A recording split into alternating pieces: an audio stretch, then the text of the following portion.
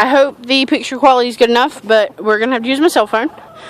Here is my 2014 chicken tractor. Me and a couple of my students built it together during their construction unit and during their animal science unit, which worked out real nice.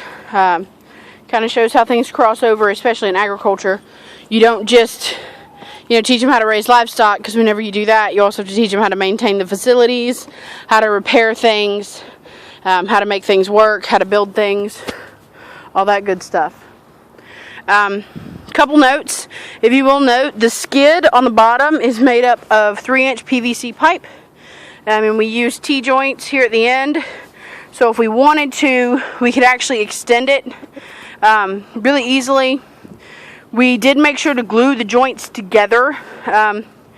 We did mention maybe just screwing it together, but seeing as how we planned on keeping it this length, we glued it together. You can see how each corner has been braced with a 2x4 to support the wooden structure.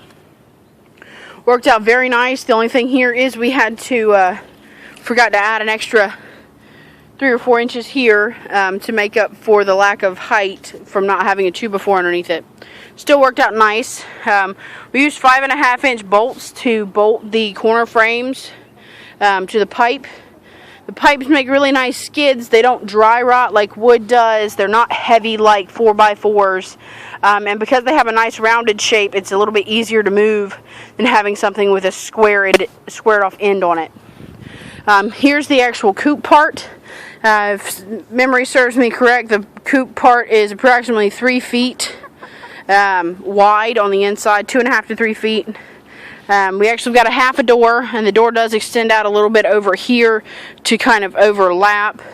If you come around here, our door closure is actually just an eye hook, so nothing can really get in there. And I can yank on it pretty hard, but nothing big or bad is going to get in there in the middle of the night.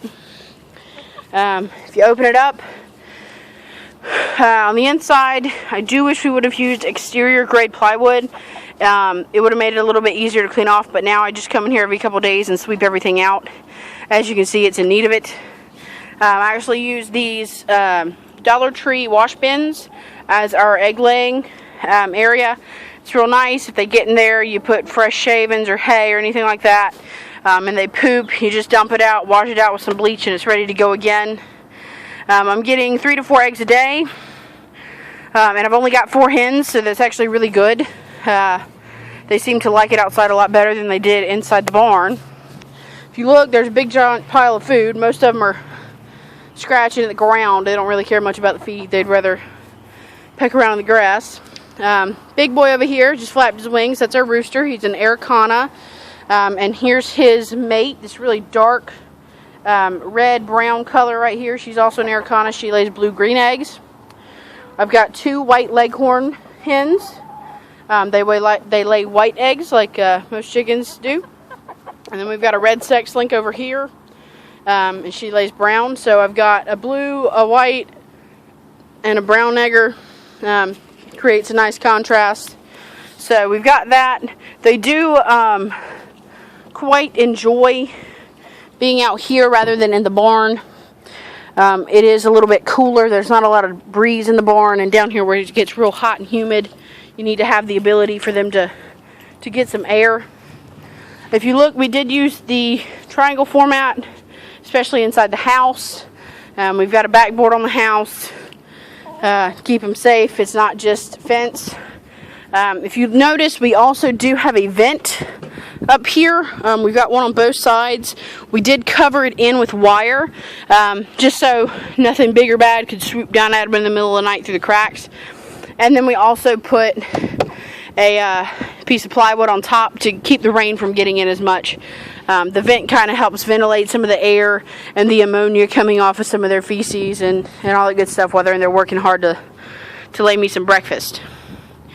We've got a ramp, simple piece of plywood. I think we ended up using a total of like 1 sheet of plywood, and then we still had a couple scraps left over. We used it really efficiently. And so here we've got our ramp. What I did is I put an eye hook in the bottom on the ramp there. I know you can't see it, it's too far away. We've got a wooden dowel rod, and we've got hook closures on each end. The little hooks, so we screwed them into each end. I did pre-drill so it didn't split. Come here. Go back in there. So it's real nice. Whenever I get ready to move them, all I have to do is come over here, pick this up, put it up on a higher loop. My ramp comes up off the ground. I move it. Then I come back out here and just unhook it and put it back on a lower one. It's sitting on the ground. The chicks are happy. They can hop on it all day long. I do advise creating a tie-off. So even if it does happen to, drop out or get kicked out, you don't have to climb inside to redo it. You just pull it back up through the hole, and it's not that hard to get that hook closure through the eye down there. We do have the rounded off 2x2s here. Took some sandpaper to the corner so it's easier to grip. It's not hard edges. And just screwed those to the sides. The only things I would really change if I had to is I would make it slightly wider. However, making it wider does require you to make it a little bit taller. So it's kind of a trade-off. I would add an exterior gate or door of some kind. That water down there is very hard to get in and out if you're here by yourself. So downfalls there. So you just put it simply at like a wooden door in here somewhere, just so you could open it up, put your water in, and pull it out. Ideally, we'd be able to hang the water from this 4x4 up top here, but we didn't have any strong enough cordage at the time. And then, of course, these handles are actually at arm height. If I'm standing straight up, they're right at arm height. It's nice, right? No. It's actually not, because when you go to pick it up, you actually have to pick up with your arms and not your legs.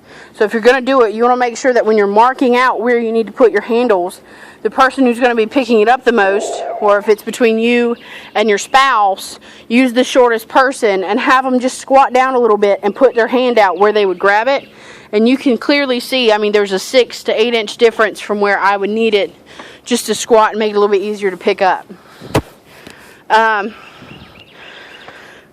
We only use one 4x4, and that's our top structure here, and that's mainly, a lot of this stuff here was recycled or repurposed.